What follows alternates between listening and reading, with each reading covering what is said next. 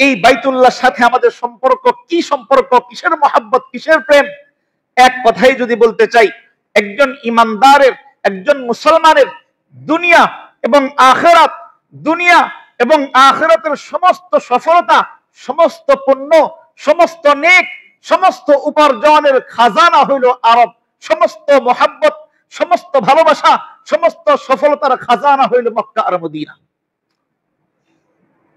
সফলতার খাজানা।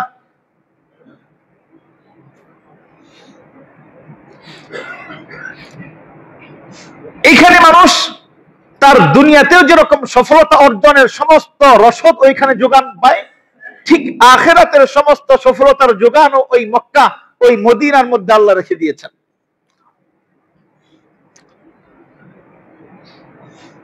যেই জিনিস যত দামি হয় সেটার রক্ষণাবেক্ষণ, সেখানকার সিকিউরিটি তত বেশি প্রকট হয়। যেই জিনিস যত দামি সেখানকার সিকিউরিটি তত কঠিন। আমাদের নিজস্ব বাড়ি, এখানে ঢোকা যত সহজ, আমাদের পার্লামেন্টে ঢোকা কি তত সহজ? কারণ ওইখানের জায়গাটা আমাদের জায়গার তুলনায় হিসাবে মূল্যবান, অনেক দামি। ওইখানে ঢোকা আমাদের চাইতে অনেক কঠিন। তো এরিয়া যত দামি হয়, ওই এরিয়ার ঢোকা, প্রবেশাধিকার তত কঠিন থেকে কঠিন হয়। মক্কা মদিনার, মক্কার দাম কত বেশি আল্লাহ তাআলার কাছে, এটা বোঝার জন্য একটা আয়াতই যথেষ্ট। যেই আয়াতে কারিমাই আল্লাহ তাআলা আমাদেরকে জানিয়ে দিচ্ছেন, ইয়া আইয়ুহাল্লাযীনা আমানু ইন্নামাল মুশরিকুনা নাজিস, ইন্নামাল মুশরিকুনা নাজিস ফালা ইয়াকরাবান্নাল মাসজিদাল হারাম। আল্লাহ তাআলা মক্কার এমন দাম দিয়েছেন, আল্লাহ তাআলা হারাম শরীফের মূল্য এত বেশি বানিয়েছেন, আল্লাহ তাআলা ওই এরিয়ায়, ওই এলাকার মধ্যে কোনো কাফের বেঈমানকে ঢোকা পর্যন্ত নিষেধ করে দিয়েছেন। দুনিয়ার কোথাও নিষেধ নাই, একজন কাফের যে কোনো জায়গায় ঢুকতে পারে, মক্কায় ঢোকার অনুমতি নেই। কি বলেন? আছে না? ঢোকার অনুমতি নাই। কারণ আল্লাহ বলে দিয়েছেন, ইন্নামাল মুশরিকুনা নাজাস, মুশরিকটা নাপাক, অপবিত্র। এটা এমন দামি জায়গা, এমন রহমতের জায়গা, এমন বরকতের খাজিনা, এটা এখানে কোনো কাফের বেঈমানদের নিঃশ্বাস এখানে চলতে পারে না। কাফের বেঈমান নিঃশ্বাস ছাড়বে এখানে এসা, এই সুযোগ আল্লাহ রাখেন নাই। ফালা ইয়াকরাবান্নাল মাসজিদাল হারাম, এই হারামের এরিয়াতে কোনো কাফের ঢুকতেই পারবে না, নিঃশ্বাস তো পড়ে। আল্লাহ এত দামি বানিয়েছেন।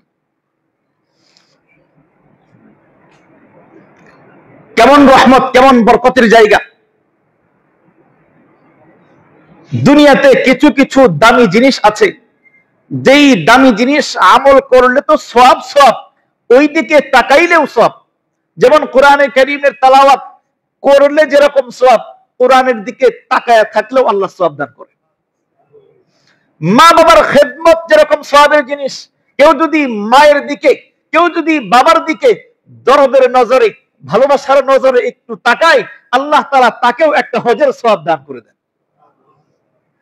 তো যেই জিনিসগুলোর দিকে তাকাইলেও সওয়াব, এই জিনিসের অন্যতম জিনিসের নাম হলো বাইতুল্লাহ। আল্লাহ তাআলা বাইতুল্লাহকে এমন রহমতওয়ালা বানিয়েছেন, এমন রহমতের খাজিনা, এমন রহমতের খনি বানিয়েছেন। এই বাইতুল্লাহর দিকে কেউ যদি রহমতের, কেউ যদি দৃষ্টি দিয়া তাকায়, তাকাইতে দেরি হয়। আল্লাহর হাবিব সাল্লাল্লাহু আলাইহি ওয়াসাল্লাম বলেন, কেউ যদি ওই বাইতুল্লাহর দিকে চোখ তুলে তাকায়, আল্লাহ তাআলা সাথে সাথে তার আমলনামায় 20টা রহমত তার আমলনামায় লিখে দেন। 20টা রহমত আল্লাহ তাআলা প্রত্যেকদিন বাইতুল্লাহর উপরে 120টা রহমত নাজিল করেন। বিশেষ রহমত, স্পেশাল রহমত। যে স্পেশাল রহমতগুলো আল্লাহ বন্টন করেন কিভাবে? আল্লাহর হাবিব সাল্লাল্লাহু আলাইহি ওয়াসাল্লাম বলেন, সিত্তুনা লিত-তাওয়াফিন, এর মধ্যে 7টা হলো যারা ওইখানে তওয়াফরত, ওই কাবার চতুর্পাশে যারা ঘূর্ণায়মান, ওই চতুর্পাশে তওয়াফকারীদের জন্য আল্লাহ 7টা রহমত দান করেন। ওয়া আরবাউনা লিল মুসাল্লিন, এবং এর পাশে যারা নামাজ আদায় করতেছে, যারা সালাত পড়তেছে, আল্লাহ তাআলা এই সালাত আদায়কারীদের জন্য, নামাজ আদায়কারীদের জন্য আল্লাহ 40টা রহমত দান করেন। আর বাকি থাকলো 20টা রহমত। আল্লাহর হাবিব বলতেছেন, ওয়া ইশরুনা লিন-নাযিরিন, বাকি 20টা রহমত, যেই স্পেশাল রহমত বাকি থাকলো, আল্লাহ তাআলা এই 20টা রহমত, যেই মানুষটা ওই কাবার দিকে তাকায়, আল্লাহ তাআলা ওই তাকানোওয়ালা ওই দৃষ্টিদানকারী ইমানদারের আমলনামায় ওই 20টা রহমত দান করে দেন। এত রহমতের জায়গা, এত বরকতের জায়গা। আল্লাহ তাআলা এটা এমন বরকত পূর্ণ করেছেন, এমন রহমত পূর্ণ করেছেন। হযরত ইমাম মালিক রাহমাতুল্লাহি আলাইহি এক বিদগ্ধ আলেম, মালিকি মাযহাবের প্রণেতা।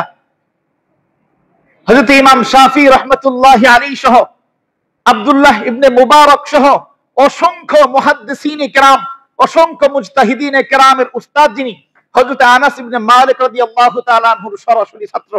হযরত মালিক রাদিয়াল্লাহু তাআলা, হযরত ইমাম মালিক রাহমাতুল্লাহি আলাইহি, উনি এই মসজিদে নববী মক্কাতুল মুকাররমা ওইখানে যতদিন চলেছেন, যতদিন হেঁটেছেন, এই মক্কার সম্মানে, মদিনার সম্মানে কখনো পায়ে জুতা পরেন নাই।